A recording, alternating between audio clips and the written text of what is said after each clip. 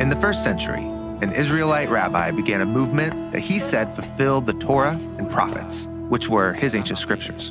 Jesus of Nazareth announced this movement among the powerless, the sick, and the poor who hungered for a world set right. He called these people to radical peacemaking and generosity, and he called this movement the arrival of the kingdom of the skies. So remind me, what does Jesus mean by the kingdom of the skies? Well, in the Bible, the skies are the ultimate image of God's realm where life and justice prevail.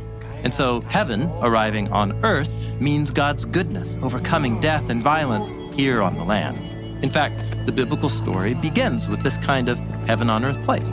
Oh yeah, the Garden of Eden. Yes, walking with God in the garden, sustained by his love, building a home together. This is the way of life. But there was a gate and a path out of the garden that led away from God's life.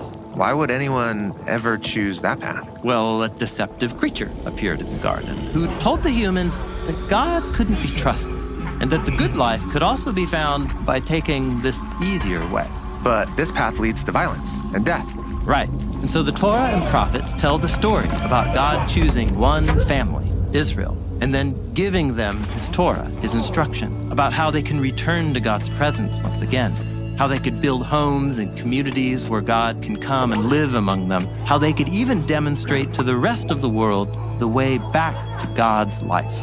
But even with God's instruction, Israel was also deceived, and they took another path. Yeah, they were deceived by their own prophets and leaders who claimed to speak on God's behalf. The prophet Ezekiel called them wolves, people who not only take the wrong path themselves, they get others to follow them. Okay, but now Jesus is claiming that God's kingdom has arrived with him. Right. Jesus is creating a new group of Israelites who will take the right path. They'll reject deceivers and build something that lasts if they accept this calling. And so in this closing section of the Sermon on the Mount, Jesus presents a choice. Enter through the narrow gate, because wide is the gate and broad is the road that leads to ruin, and those who enter through it are many. How narrow is the gate, and how constricted is the road that leads to life, and those who find it are few. Jesus wants to be clear. The path to life is not easy. It can feel confining at times, and you're likely to face difficult trials, but in reality, it is the way to true freedom. So there'll be people who'll try to lead you off the path of life? Yes, or as Jesus continues, watch out for illegitimate prophets who come to you in the clothing of sheep, but inside they are wolves who snatch. Okay, but if they're disguised, how can I recognize them as wolves? Well, pay attention, Jesus says, to how they live, whether their choices produce life and flourishing for themselves or other people, or not. By their fruits, you will recognize them. Fruit meaning the outcome of someone's decisions, their way of life? Right. If you're the kind of person whose actions produce diseased fruit, you won't last in God's new reality. Okay, but life is more complex than that. I could produce enough good fruit to fool a lot of people, even fool myself. Maybe, for a while, but you won't fool God, as Jesus says. Many will say to me on that day, Master, Master, didn't we prophesy in your name and cast out demons in your name and do many mighty acts in your name? And then I will declare to them, I have never known you. So someone could imitate the actions of Jesus, but never be known by him? Well, remember, Jesus warned about doing the right thing for the wrong reasons.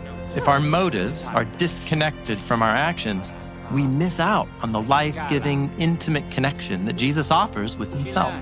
A connection with Jesus himself? Jesus isn't just presenting a choice about our behavior. The choice is about how we respond to him. Will we let him transform our ways to be more and more aligned with God's ways? Or, as he puts it next, where are we going to build our house? On the sand or on the rock? Well, that's a memorable image, but kind of random. Not really. In the Hebrew scriptures, the house of God is the most common phrase to describe God's temple, up on the rocky hill of Jerusalem.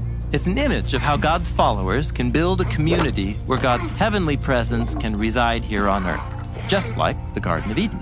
So then, everyone who hears these words of mine and does them, they will be like a wise man who built his house on the rock. And the rain came down, and the rivers came, and the wind blew, and they fell upon that house, but it did not fall, because the foundation was on a rock. And everyone who hears these words of mine and does not do them They will be like a foolish man who built his house on the sand. And the rain came down, and the rivers came, the wind blew, and they fell upon that house, and it fell. And its falling was huge. So, build places where God can reside and where Eden can spring to life, because ultimately, those places are the only ones that will last. Yes. And just like Jesus said at the very beginning of the sermon, a city on a hill cannot be hidden. So let that light shine for everyone to see. Jesus is describing a new humanity who lives together by God's wisdom and love, creating communities of peace and justice in the midst of violence and death that surrounds on every front. In all the teachings of the Sermon on the Mount, Jesus has given us a bold vision for what this can look like. And through the rest of his own life, Jesus lived out that vision, and he offered his followers the choice to do the same. And now, that choice is ours.